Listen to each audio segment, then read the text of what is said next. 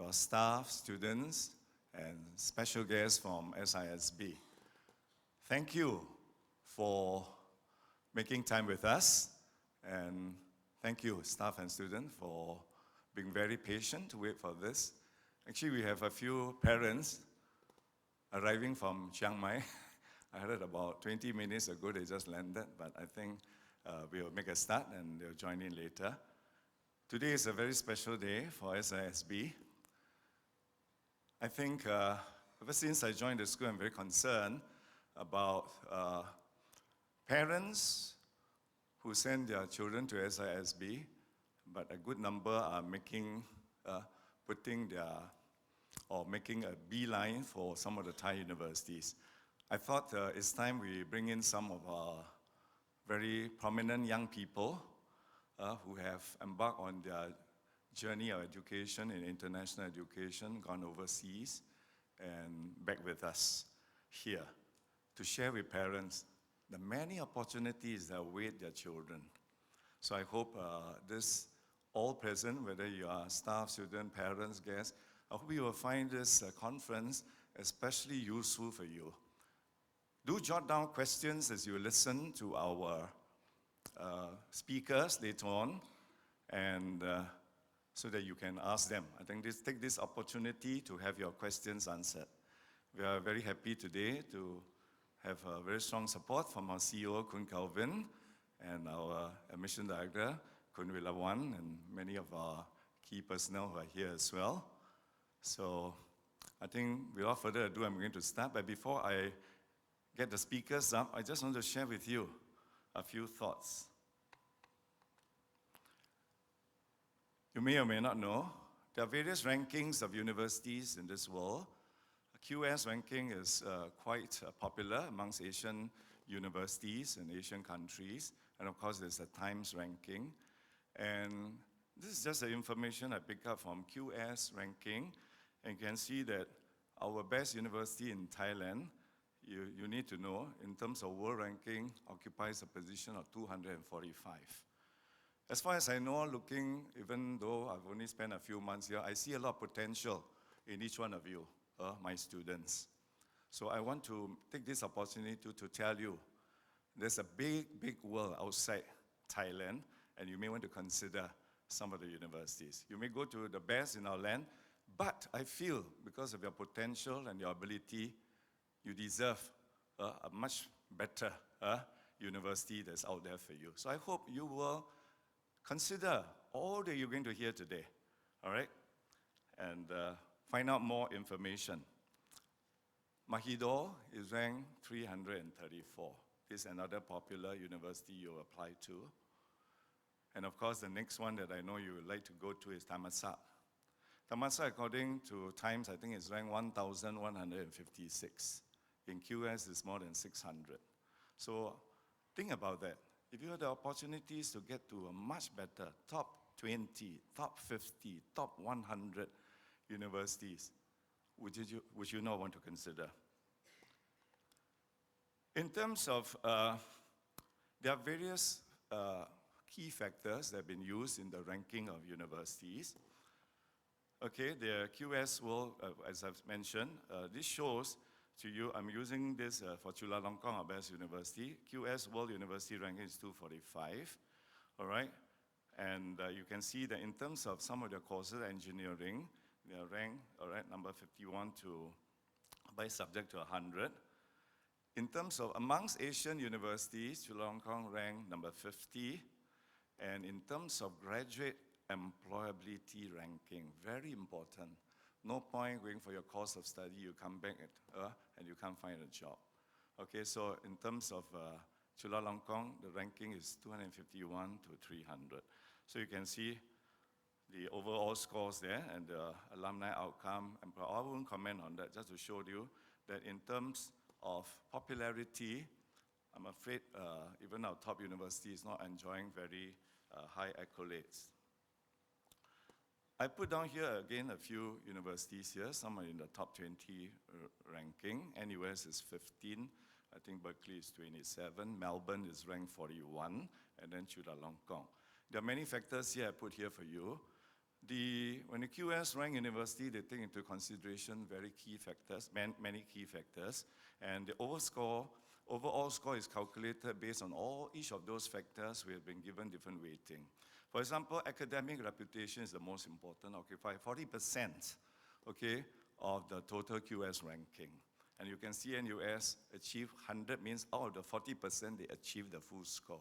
And academic reputation is very important. How the university is viewed by people in the entire world. What kind of ranking, how good they are. So you got to do, they will examine the undergraduate program, the postgraduate program, the research facilities, research output, etc. Okay, and citation per faculty also a key factor. How many of their works done in the university were published and cited, whether in newspaper, multimedia, journals, etc. Employer reputation, you can see NUS, again, enjoys very high. Faculty student got to do with this student to staff ratio here. International faculty, whether university is able to attract overseas international staff, and of course international student, whether international student will find this particular university, this particular country where the university is, a suitable place for them to make that study. You can see Berkeley again, across the overall score is 84.9. Academic, again, they achieve full score. Citation, very high, 99.3. Employer reputation, 99.9, and so on, you can see. Then the Melbourne in Australia, 80.4 for overall score. Academic reputation, 99.8. Citation, 77.2. Employer reputation, 99.5. And then international faculty student ratio a bit low here. And the international student who like to go to Melbourne, I think nowadays is often cited as one of the best places in the world to live in. So you can see it attracts a lot of international students going to Melbourne. And then of course the UCHULA Chulalongkorn overall score you can see compared to some of these universities is rather low at 41.8. Academic reputation only 74.5. Most of those universities I cited are close to 100%, achieving the full score. Employer reputation is not that high as well. So I want you to very often it's very important. Many of us make decisions without getting the necessary data or information, but it's very important. And we hope to teach you through our PCCG program that making decision is a very, very important thing, and you have to make decision based on information and data. A few more. You can see what are the improvements needed. This is to give you an idea of where Chulalongkorn stand and how much money they spend, and compare how expensive it is to study in Thailand compared to overseas. Sometimes we think the government and so on, we think that a lot of money is spent because our students go, but actually you can find in Thailand, these are some of the key points to share. Yet by other measures, okay, by some other country does well in education, its education life expectancy is 13.57. This all, more than Laos, this Chulalongkorn compared to all these countries, and Philippines, Indonesia, Malaysia, Japan, China, and US. Yet by other measures, the sector performed less well in a study of maths and science skills of 15-year-old. I think you've read recently in Thai papers also, your Deputy Prime Minister is encouraging schools to really give more emphasis to science and mathematics. Okay, so that's all right, and 15-year-old conducted by the OECD, okay, the Economic Cooperation Development. Thailand was ranked 46 in the world. Singapore was first. Vietnam was number 12. In the 2014-15 WEF Global Competitiveness Report, quality of primary education was ranked 90th out of 144. And Thailand's universities are ranked 8 out of 10 in ASEAN. No wonder SISB have chosen Singapore curriculum for the primary because of the very high ranking that Singapore enjoys. And this is a very important fact that parents must know. The uniqueness of SISB, we use some of the best curriculum that is known to the world, okay? The ranking of Thai University in international surveys, the critics say that the school need to focus more on quality rather than on numbers, okay? And then the amount of funding, okay, this you need to know, it's not a problem. The country spends 4.9% of GDP, that means Thailand, okay, on education, slightly lower than Malaysia at 5.9, Vietnam 6.3, but higher than Singapore. We only spend 2.1%, and Indonesia 3.6. By some measures, Thai education, by this you will know that Thai is among the most expensive in the world as a percentage of the national budget. Education spending takes 20% more than in most other countries. So while Thailand is committing great resources to education, it is not achieving results to commensurate with its investment. Okay? And with this, I'm very happy to welcome 4 very outstanding young people, okay? Actually, their age range from 31 to 34, okay? And they have embarked on the international education. Every one of them has gone overseas. But the wonderful thing, and maybe comfort to parents, they're all back in Thailand. I also understand all of them have married Thai or in the process of going to do so. Okay, so you will hear from each one of these soon. And to start with, I'm going to introduce our first speaker. Our first speaker is May, okay, a very young lady with great entrepreneurial spirit. May was a Thai scholar who won the ASEAN Scholarship to study at the National Junior College in Singapore. All right. She pursued her undergraduate degree in engineering at the University of Pennsylvania, USA, and then followed up with an MBA at Stanford Graduate School, all right, of Business in USA. And also, Wharton Entrepreneur, she served as Wharton Entrepreneurship Research Fellow and an executive coach at UC Berkeley Center for Executive Education. Currently, she is the CEO and founder of Lookit, all right? Lookit, I was told, is a Thai word for abacus. This is an innovation consultancy firm, and she is also co-founder and owner of Asian Leadership Academy and director of Academy of Business Creativity, besides holding other prominent posts in her career path, and all this done within her 31 years. Let's put our hands and welcome May as she speaks to us.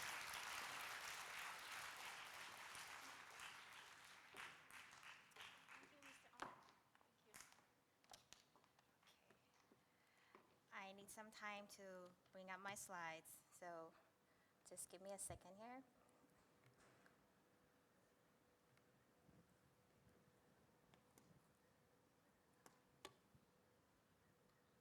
Okay. Good morning, everyone. Before I get started, it's very dark, so I actually cannot really see your face, but I can probably see some of your hands. I just want to get a sense of the people who are here. Who are from grade 7? Grade 7, wow. Grade 8? Where are you? Okay, right there. Grade 9? Grade 9, okay. 10? 10 right here. 11?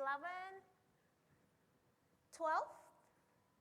And parents, any parents in this room? Oh, okay, there's some parents in front, right? And we are all parents, some of us, right? It's great to be here. Thanks for having me. When I was told to come here to speak to students and parents, I was thinking really hard about what I should be talking about.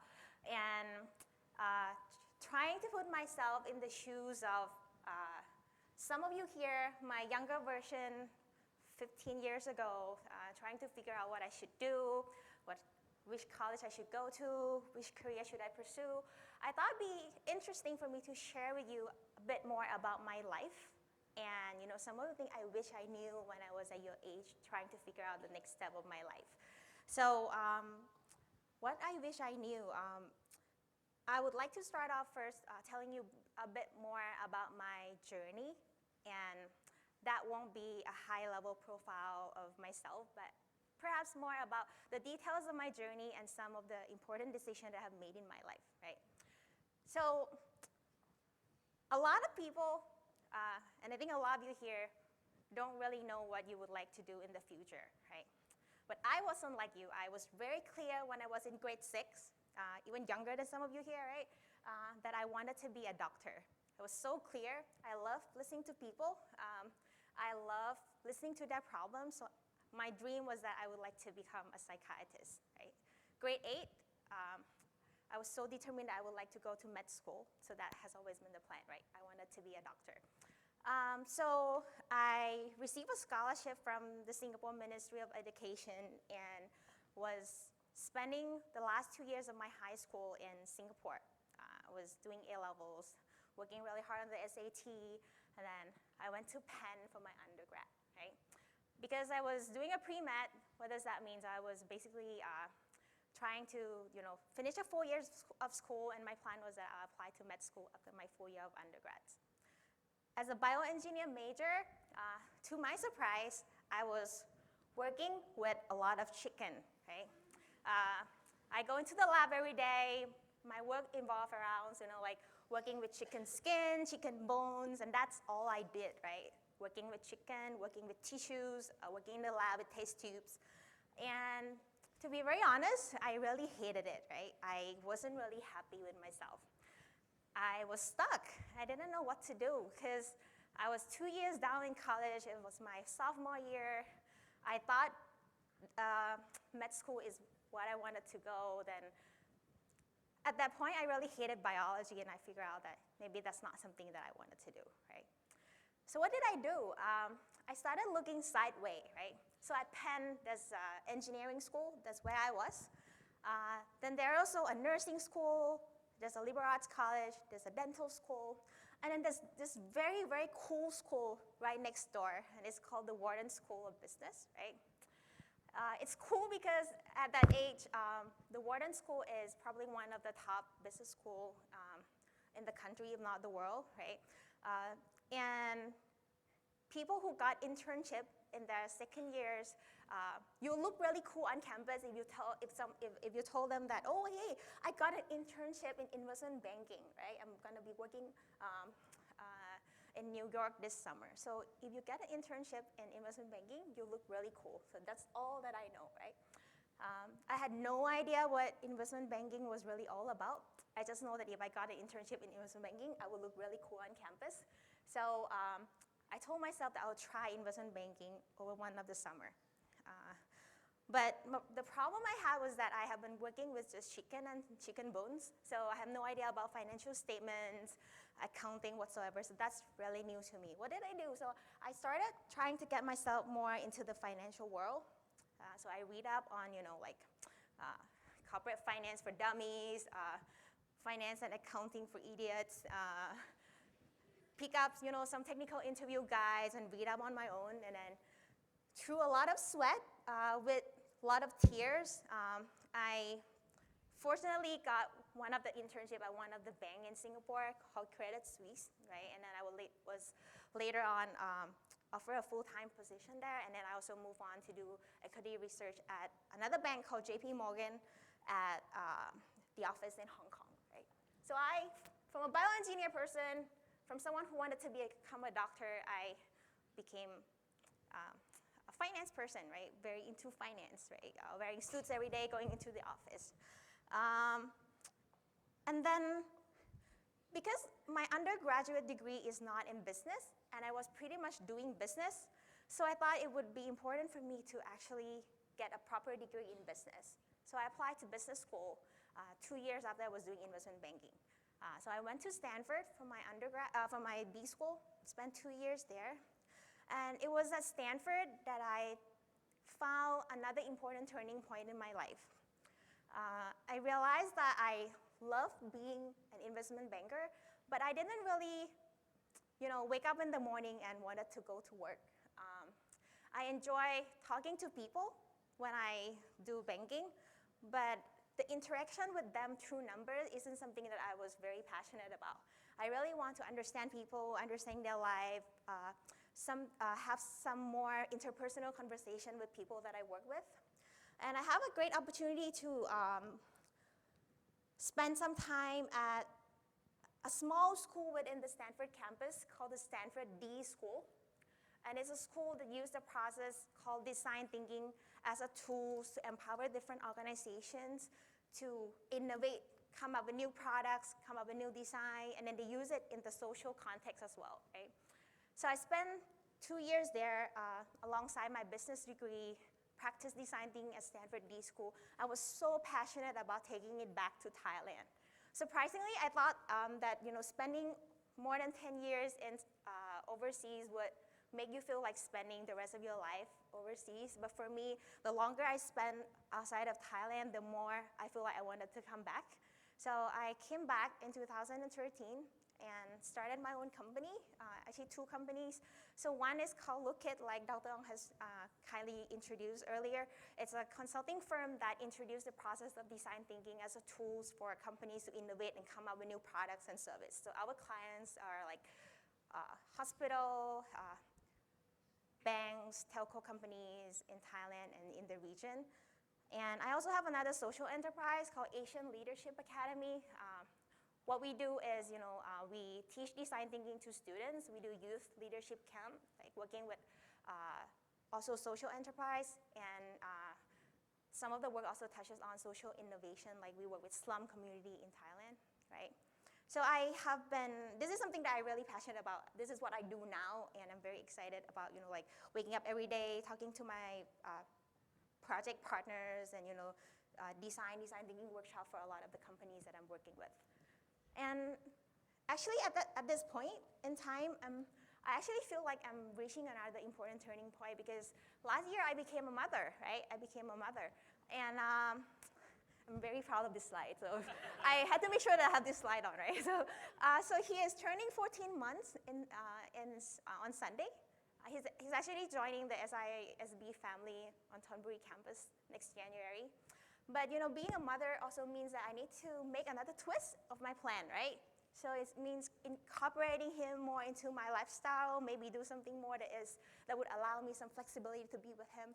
So the key here is that my plans always change, right? Since the plan of becoming a doctor up until now, I have always been moving. I have always been iterating.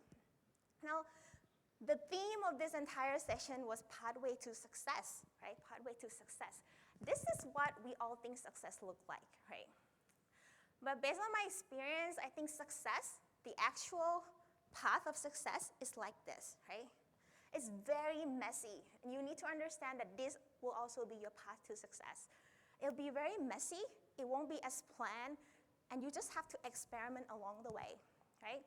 So based on my experience, what do I really wish I have known about, like my career path and my education journey?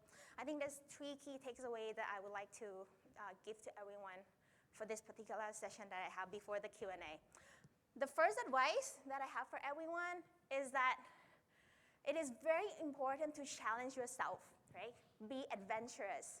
I would like to show this particular videos and maybe we'll go from there, right? Let's take this video. It's an experiment. This video is about an experiment done to a group of people. It's called the elevator experiment. So I'll show you this video before I talk more about what I'm trying to implement. The gentleman in the elevator now is a candid star. These folks who are entering, the man with the white shirt, the lady with the trench coat, and subsequently one other member of our staff will face the rear. And you'll see how this man in the trench coat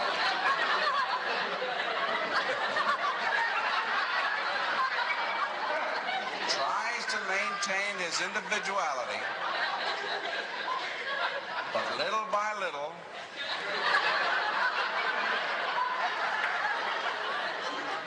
he looks at his watch, but he's really making an excuse for turning just a little bit more to the wall.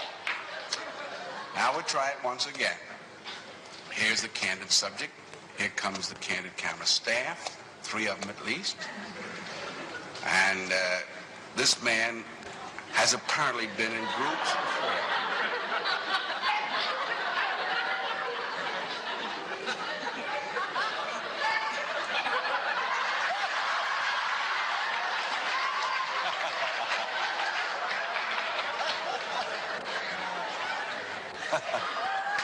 here's a fella with his hat on in the elevator. First he makes a full turn to the rear and Charlie closes the door. A moment later, we'll open the door, everybody's changed positions.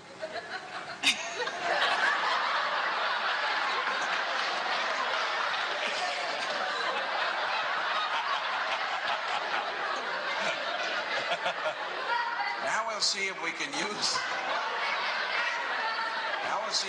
use group pressure for some good. Now, in a moment, on Charlie's signal, everybody turns forward.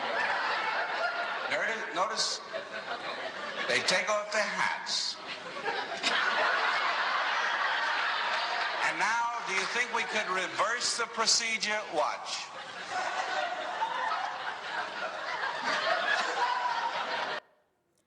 So what did we learn from that video?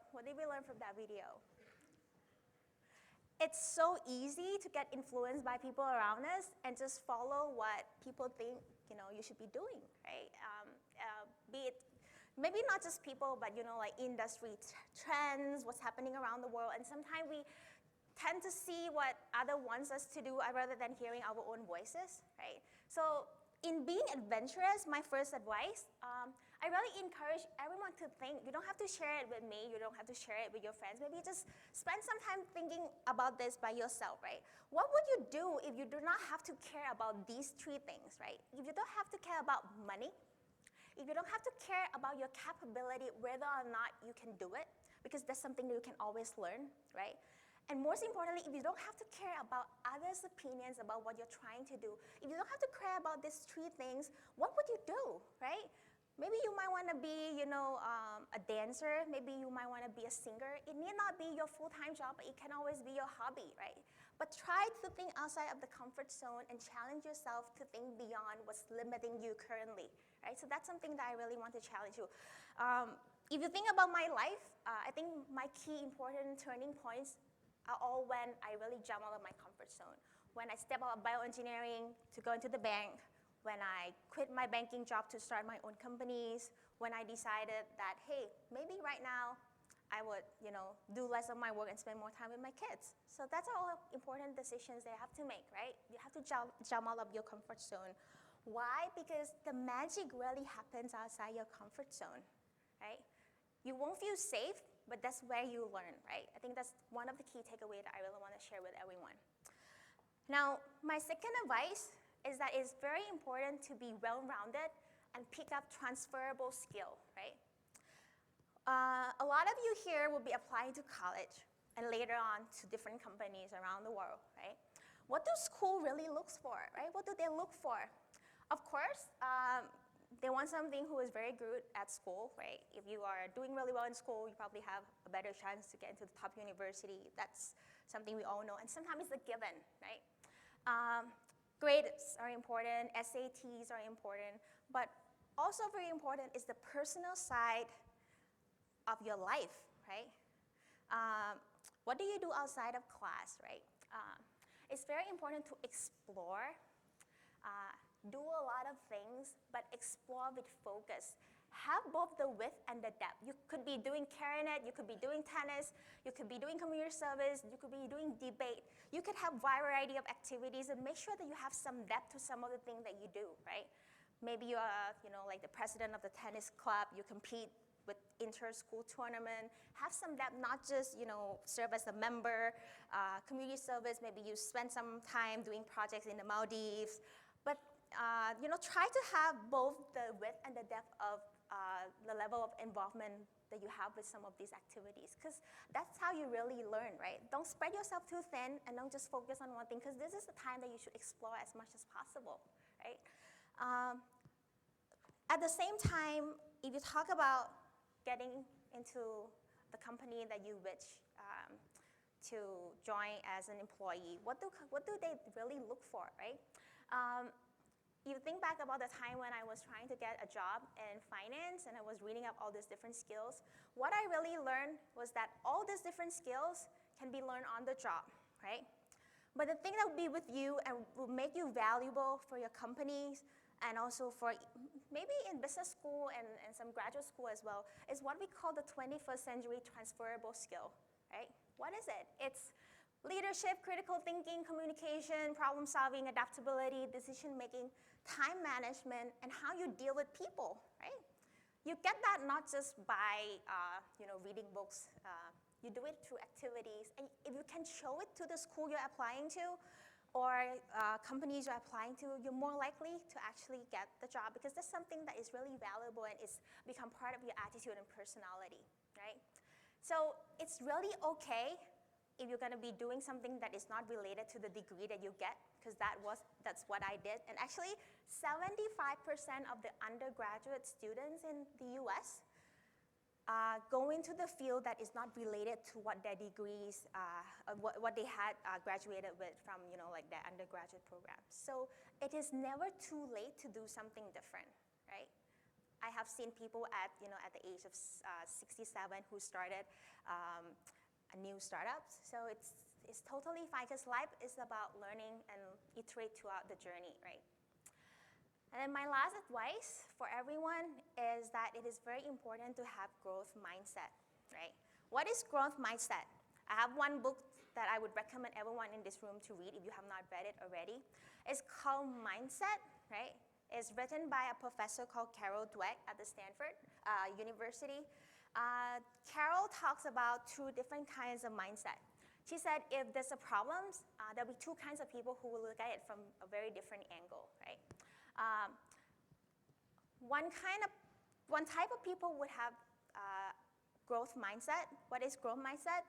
They are people who believe that they can learn anything if they put in the work and practice, right? That's the people with growth mindset. Fixed mindset, just like how the picture is portraying the concept, think that they cannot increase their skill and knowledge in a particular area. It's fixed, right? It's locked, right? That's fixed mindset. So when encountered with the same challenge, these people will look at things from a very different perspective, right? People with fixed mindset will say, hey, I'm not good at this, right? I'm not good at this. People with growth mindset will instead say, okay, what am I missing, right? I'm not good at this. What else can I do, right? People with fixed mindset will say, I'm awesome at this. I'm really good at this. But people with growth mindset will still keep questioning themselves. Okay, I'm on the right track, but there's still more to learn, right? I'm not there yet. There's still more to learn. People with fixed mindset will say, oh, I made a mistake. I was bad. I made a mistake. People with growth mindset will say, I will learn from this mistake. I won't make it again, right? People with fixed mindset will say, this is good enough. My teacher is happy. This is good enough. People with growth mindset will ask themselves, is this really my best, right? Is this really my best, right? Plan A didn't work. My doctor plan didn't work. People with growth mindset will say, it's okay, because there's still other plans, right? And I can still make more plans later on. So I think it's very important. I think growth mindset is really the key for a lot of people who are successful today. Embrace growth mindset. Be open to challenges, right? Because like I said, success is not a straight line. You need growth mindset to go through this maze, right? Keep iterating, right? It's okay if you don't know what you want to be right now or in the future or in the years to come. Just keep exploring, right? Life is a journey. Keep iterating, right? That's a really short session from me, but my colleagues, my fellow panelists here will be talking to you more about, like the details of college applications and dorm life and all that. So I'll pass it on to my fellow panelists. And, that'll be an introduction, right? Okay. Thank you, everyone. I'll be here to answer questions later.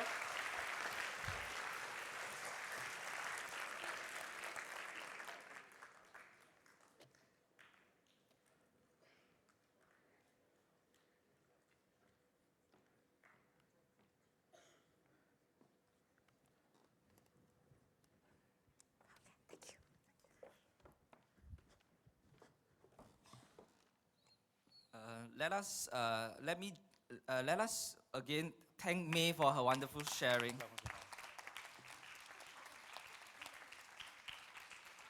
I think May sum up a few important points, right? That pathway to success is not a straightforward and simple path, but rather it's a messy path, and we need to have the right attitude perseverance to be able to succeed. So good morning, ladies and gentlemen. I'm Jason, VP for Sixth Form.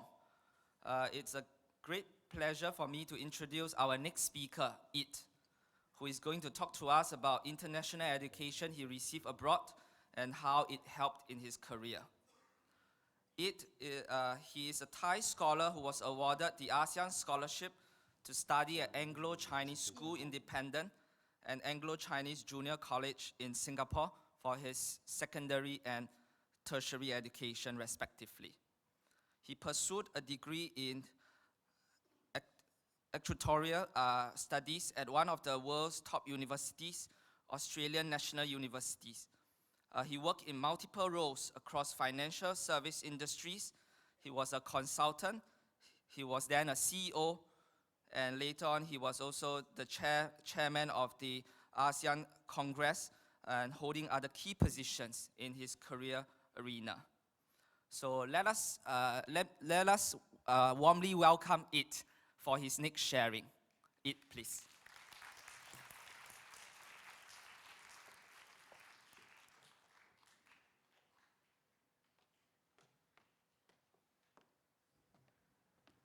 Okay, thank you, the VP of the Sixth Form, for the introductions. I think people are getting a bit sleepy. If you're happy and you know it, clap your hand. Good. Louder. If you're happy and you know it, clap your hand.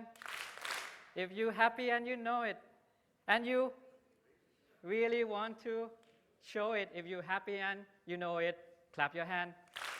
Okay, I learned that when I have my kids. I have two kids now. Both of them are at SISB NK. One of them are in K2, one of them are in N2. So if you meet them in the cafeteria, please be gentle to them, okay? I'm going to talk a bit about life at a boarding school because I went to Singapore in Anglo-Chinese School Independent and I lived in boarding school for 4 years. And yes, you might have guessed, Dr. Ong was my principal and still is my principal today. And before I get to my material, I want to tell you that you are in a very, very special hands, and you are a very special group of people that you can call Dr. Ong your principal, okay? He has produces multiple President Scholar, Rhodes Scholar, whatever scholar you can think of, he has produced all of them, okay? So you are in a very good hand. He didn't pay me to do that as well.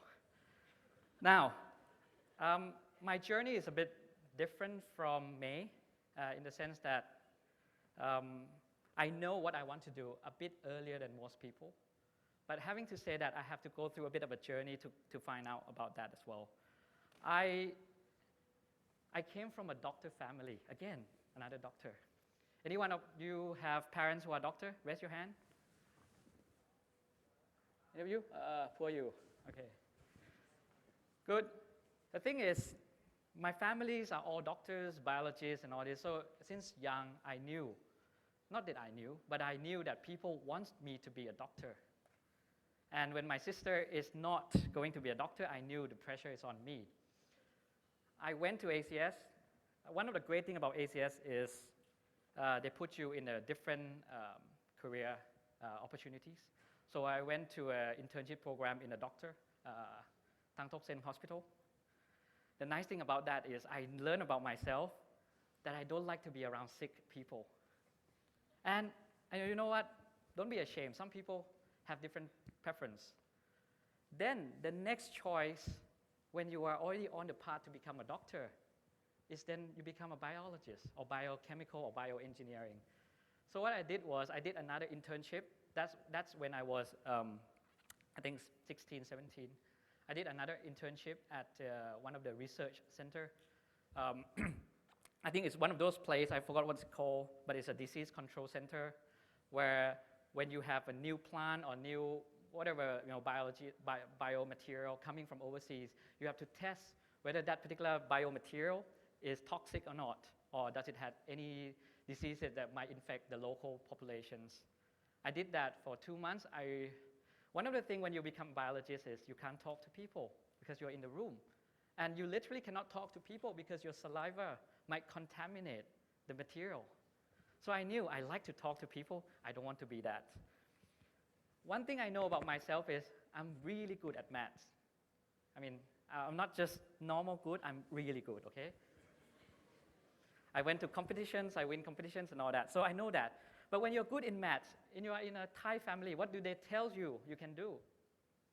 Engineering, or become a teacher. I didn't want to become an engineer. I don't want to work with the tools and all that.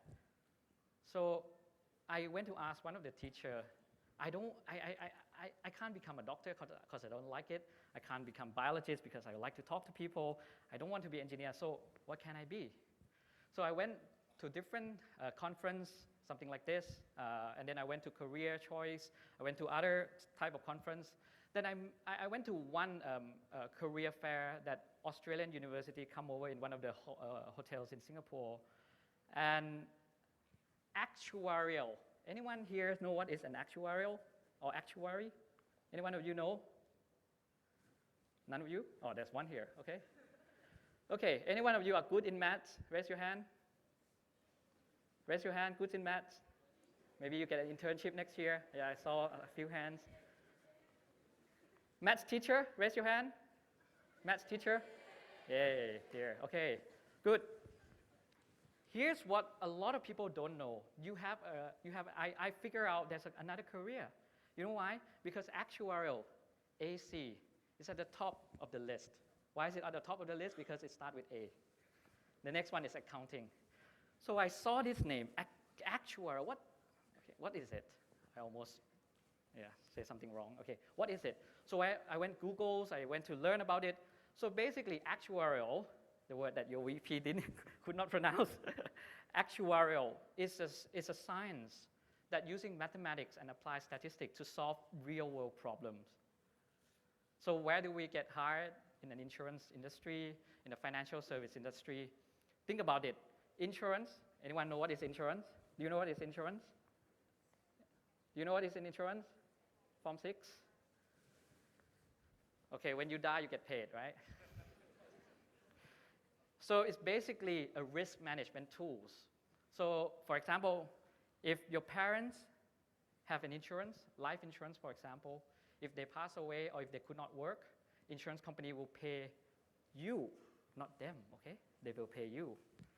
So you have to learn about statistics. You have to use statistics to think, to calculate what is the probability of somebody die today or tomorrow or in a few years. And it's quite morbid. It's actually very fun, okay? So that's a bit about my journey. But really today I'm going to talk about the boarding school life. So if you can see that, that is ACSI boarding school, one of the best facility. Okay. Doesn't work? Okay, I'll do this. So I went to Saathit Prasan Mit. That was my formative year, and then I went to ACS.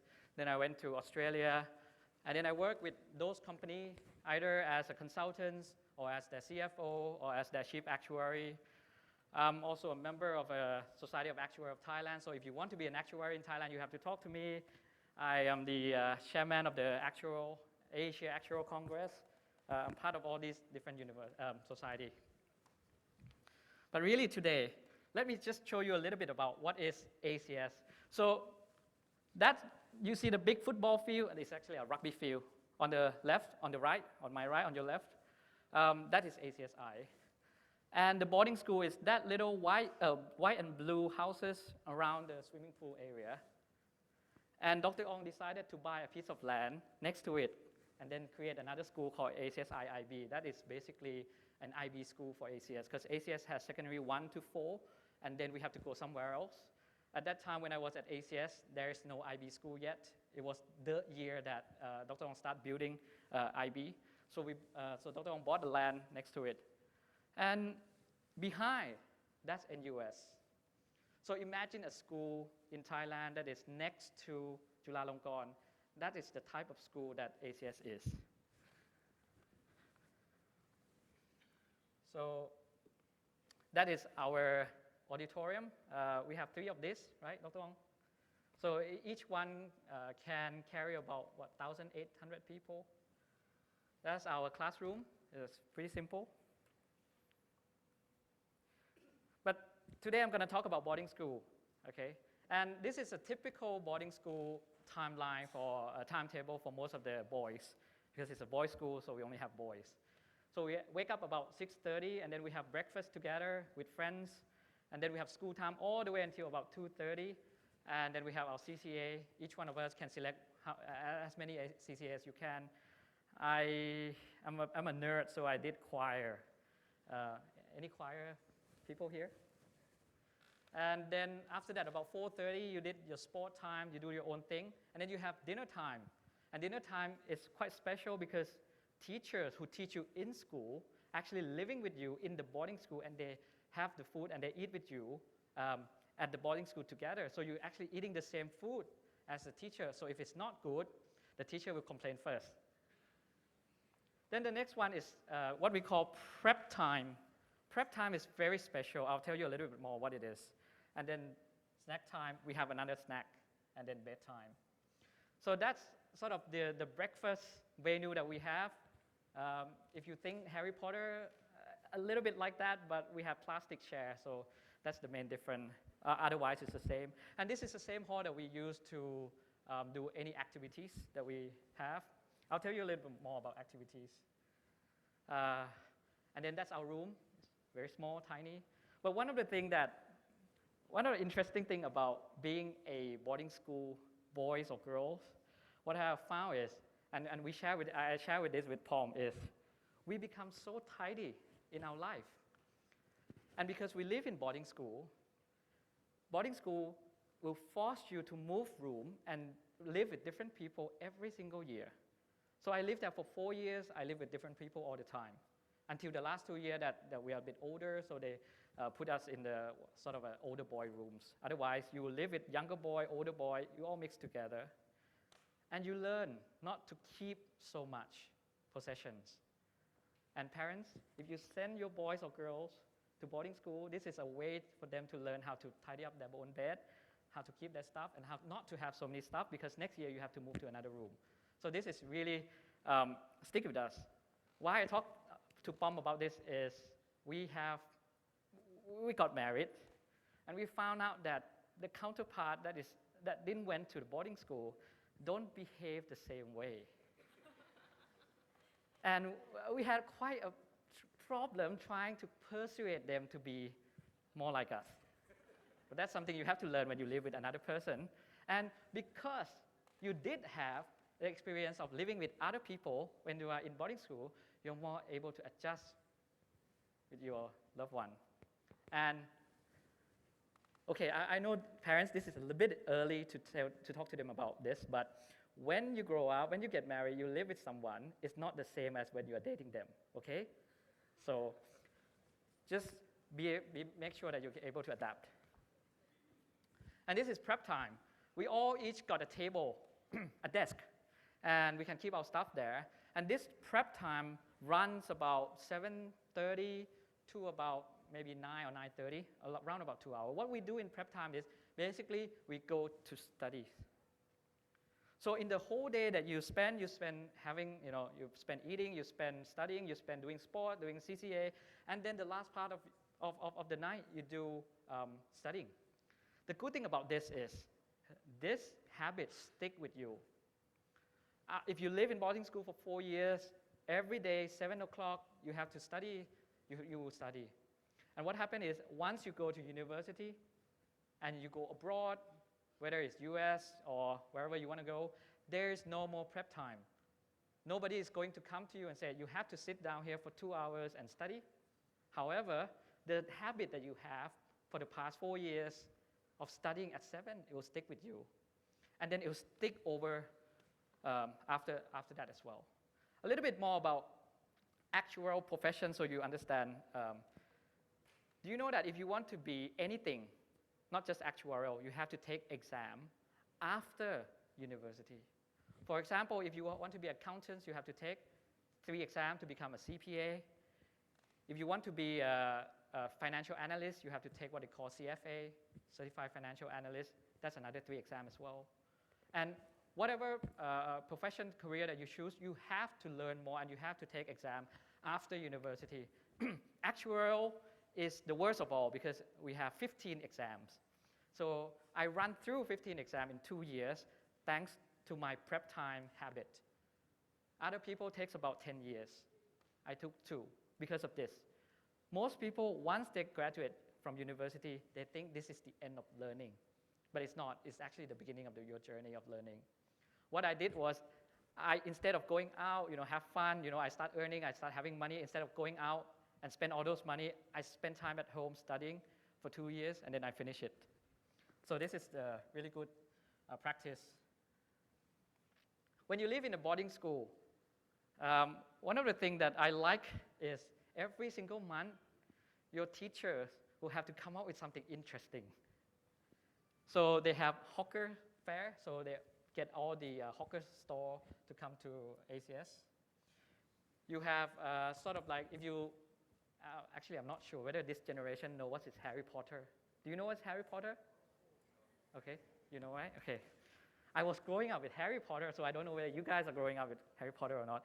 So you have inter-hall sport, right? We don't have just one hall. We have, I think now 10 or 20 halls. So each hall will compete for a prize, right?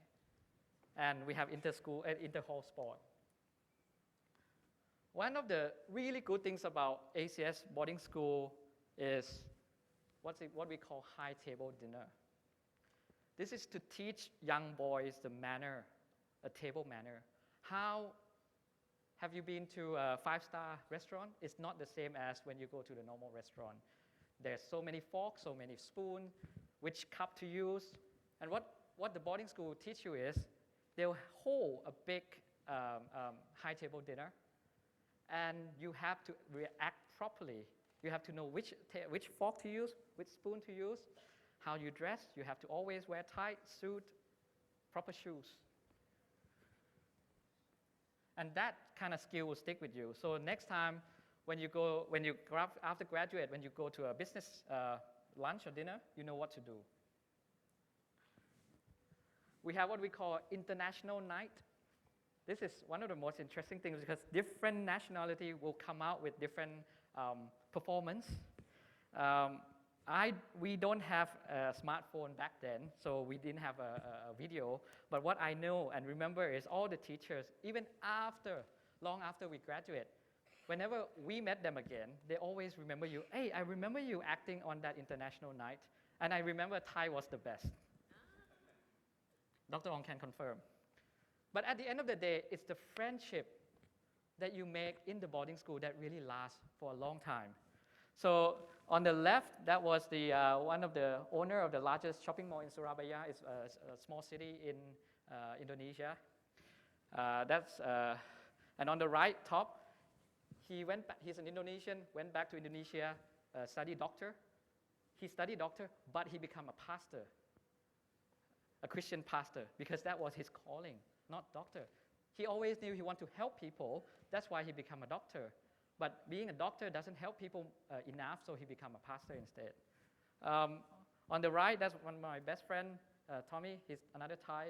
He went to Kellogg's School of Business, and now he's with Citibank in New York. And the story goes on. These are the teachers that I lived with when I was young, and we still meet each other once a year. And all the people that we went to boarding school with did very well. So on the left, he became a Singapore persecutor. So if you are in trouble in Singapore, call him so he can arrest you. On the right, there's a guy who's founded Traveloka. Do you know what's Traveloka? It's kind of like Agoda. So he founded Traveloka. You have people on the right who's the PhD engineer, who is the Gates Scholar. So one of our batch won a Bill Gates scholarship to study in Cambridge. Another guy from Exxon, another guy in Agoda. And that last guy in Agoda, he was in Airbnb, Agoda, and all sorts of startups in the valley. And being in Singapore, one of the things in Singapore is it's multicultural. It's not just multinational, it's multicultural. So you know what Indian's tradition is, you know Malay tradition, you know Chinese traditions. And I want to put this up because the interesting thing is, one of my best friends on the left, on the middle, Indian person, his name is Sunny, he married a Chinese lady. And that's perfectly okay. That's perfectly okay in Singapore. And I hope it's perfectly okay in Thailand too. So that's sort of my experience in boarding school. But I want to talk a little bit more about how to prepare yourself and what to expect as a parent. I know there are not many parents here today, but I'll leave it with you, the Form 6 boys and girls. If you know that this is the things that your parents going to be worried about, just keep that in mind. So what do you have to prepare yourself when your child go overseas? So actually, your worry is still the same. I have 2 sons and 1 more coming up in a couple of months, so I will have 3 sons next year. I have the same worry as you. I worry about their health. I worry about both their physical health and mental health. I worry about the relationship, boys and girls. I know one day they will have, not today. I worry about money. Would I have enough money to send them overseas? Would I have enough money to have the life that we want? So the first thing is financial planning. When I decided I want to be an actuary, I told my dad, who is a gynecologist. Do you know what is gynecologist? The boys and girls? Do you know what's gynecologist? Okay, I heard yes. Good. Teacher is teaching you well.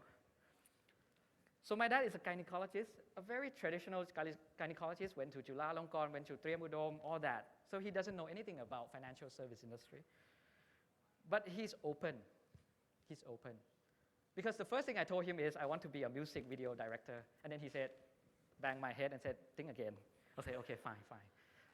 Music video director is maybe not a thing, okay. But I still want to be, so maybe one day. So I told him, I want to be an actuary. Work on my strength. I'm good at maths. I must be really good actuary. So I called him because I was in Singapore. I called him and I said, I want to be an actuary. I want to go to ANU because that's the school that introduced me to this profession. This is the bill pay. That's exact word that I told him. He said, hold on. Not so fast, young man. He went back, he went to Google, he went to learn about what it is. What is this profession? Because to study actuary in Thailand, at that time, there wasn't even one. So going overseas not just means I get education, but I expose myself to the new profession that's not even exist in Thailand. I was the 4th actuary in Thailand, and I'm only 34 years old. And I was the 4th when I was 24 then. So what happened was my dad came back, and you know what he told me? He told me, I have 2 million baht. I have 2 million baht. If you want to be an actuary, and if you want to manage other people's money, because actuary really have to manage other people's money, you have to be able to manage your own first. So he wired me 2 million baht without thinking much and said, son, I'm not going to give you any more money from now on. Go ahead and do whatever you want to do. It turns out fine, okay? I have to work. I have to work in a restaurant. I have to be a laborer. I have to carry bricks and all that. But it works out. It's tough, but it works out.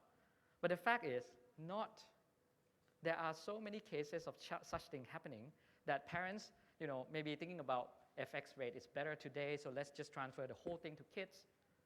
Not always a good idea. A friend of mine spent the whole 2 million in 6 months. So financial planning is absolutely the first thing you have to think about if you want to send your kids overseas. Do I have enough money? Do I have enough cash? Sometimes it's not just about having enough money, it's having enough cash. Cash and money is different. When to spend, what to spend, why you spend it, and where to spend. This is the thing that you have, as a parent, you have to teach kids how to do this. In the past, maybe if they are in boarding school or they're here today, you might give them a weekly allowance or monthly allowance, but you pay for their school fees, you pay for other curriculum yourself. But when the kids are overseas, they have to manage that themselves. So this is possibly one of the first thing is, and you probably will never have this conversation if your kids are not going overseas.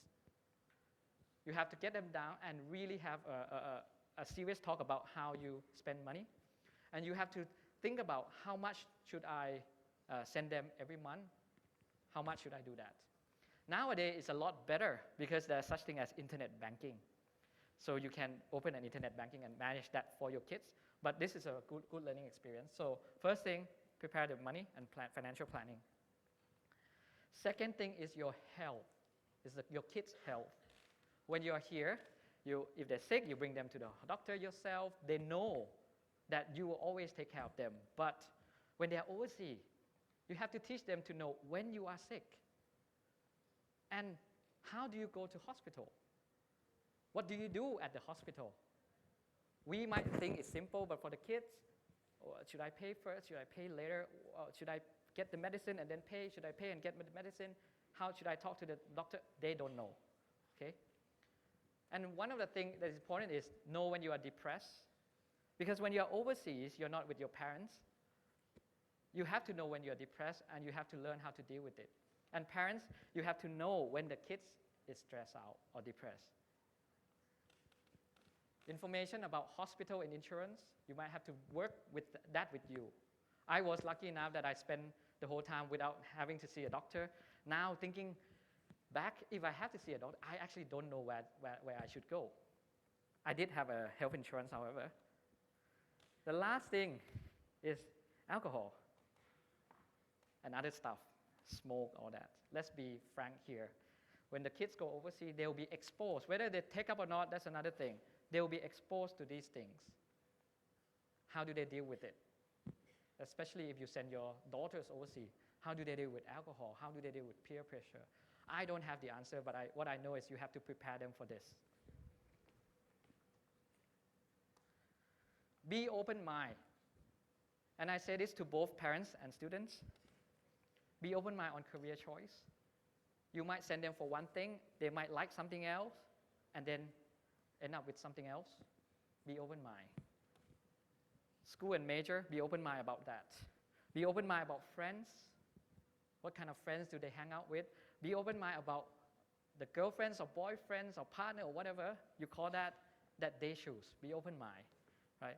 Be open-minded about their own gender. Some people discover themselves when they're overseas. Be open-minded. Another thing that I want to sort of leave it behind is what we call a gap year. Because when the school ends in June, right? Is school end in June, correct? Still in June? Okay. School ends in June. University doesn't start in July. University start in January and February. If you go to Australia, if you go to the US or UK, it's August, September, October, depending on the university. What do you do during that period of time? Year 11, year 12, you have to start thinking about that. But I really, really hope that you do explore something that you like and take this time, not just sleeping at home or go traveling. Really explore something that you like, do internships, or even do a full-time job. Whether it's McDonald's, whatever, it doesn't matter. Just do something meaningful that discover yourself, or travel a bit. Recently, I met a girl. She's from Bangkok Patana. She interned in one of the firms that I advise. She spent the whole year. So it's not just 6 months, but she's going to spend the whole year working in that one firm, right? And what happened was in January or December, there is a Cambridge interview. And guess where is the center of Cambridge interview in Asia, in our Southeast Asia? Where do you think it is? ACS, that's right. So the Cambridge interview center is in ACS, so she had to fly from Thailand to Singapore, and she interviewed, and she got in Cambridge. And one of the things that she told me is, because she told them that right now I'm spending my sort of gap year doing real work, not just internship. She have responsibility, she have to find clients, she really have to service clients in one of the firm for 6 months, for the whole year. Okay. And I have 2 more things, but this is the second last thing. This is actually especially for parents, but as well as for the students as well is your emotional stage when you're overseas. This is very important because you're not at home anymore. Right? First, you're sort of preparing for your trip. You're happy, you feel excited. By the way, does the parents know what is BNK48? I asked the parents, not you. If you don't know, look it up because this is what kids into today. So you're preparing to go, right? And then when you're actually going, your emotion actually drop because you start to feel a bit homesick. That's really like in the transitions. But that doesn't get very long because once you land, you have that initial excitement. And that would last for a while, maybe 1 week, 2 weeks. I know year 11. That's your friends, right? Then, this is one of the most important emotions that parents have to detect because the kids won't even know that it is there. It's called disorientations. After the first 1 or 2 weeks or 3 weeks, different kids have different timeline. They'll get disoriented. They start to realize, hey, I'm not at home anymore. The things that I used to do, it's not there. Maybe I have maid at home, now I have to do it myself. Now I have new friends. Oh, they don't turn out to be the way that I thought they are. Then they get disoriented. And they get homesick. So during the disorientations up to homesick, you have to be there for them, parents. When I was studying, I might disappear for 3 months. Didn't call my parents, didn't email them, just disappear because I was in that mood. We don't have iPhone, we don't have Facebook, we don't have Line, WhatsApp. We don't have that communications. I regret I did that. But now, you have to find a way to do it. Especially when they are in the US or the UK, when the time difference are massive. The noon is your midnight. You have to find time and make an effort to continue that relationship. And then you have acceptance and serenity. That's when they adjusted. So, but one of the other things that's going to happen is when they come home, they'll get another shock because they get reverse culture shock. When they go there, you will get culture shock. When you come back, you get reverse culture shock. Why is my friend not talking about BNK48? Why is my parents don't use Snapchat? They get all sorts of reverse culture shock, and it takes a while. So, and that it happens during the school break as well. So you have to be careful. Second last thing, actually, boy-girl relationship, BGR, prepare for it. As I told you, my dad is a gynecologist, so I had a very good learning experience growing up with him. He actually taught me everything about this since I was young. When I say young, it's 12 and 13. And he taught it a textbook way, not any sorts of way. So he really opened up his biology textbook, and this is it. And he also not taught about just a simple textbook, but also the diseases that can come with it. I know most of you won't be able to do this, but my dad actually had a lot of photos of STD, so I actually have to watch through that. Now it's really the last thing, is maintaining your relationship with your child, because now you see them every day, they're with you. Now they're not with you anymore. You have to work for it, work on it. Otherwise, this is going to be the year that they disappear from you. And to the kids, to the students, I did disappear from my parents, actually for a long period of time, sometimes 3 months, sometimes 4 months. I'm regretting it because I didn't have a relationship with them. And after graduation, I had to come back and start a new relationship with them because I'm not the same kids anymore, and they don't know who I am. So think about this. You only have about 18 years with them, and after that, you're on your own. After you're back, you start working, you have your own time, you have your own friends, you get married, you have your own life. This is the time, this is a really important time. So if you are the next 4 years, you're going to be overseas, make sure you make time for your parents, please. You know, if there's nothing you can do, please make time for your parents. They will solve all other problems for you, okay? Thank you very much.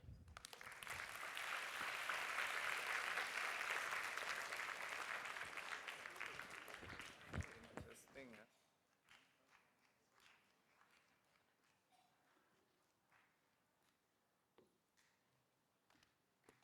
I remember it when he first went to ACS. He could barely speak to me in English. And now you see what the outside world has transformed him. So very glad. At this point, well, thank you for sitting through.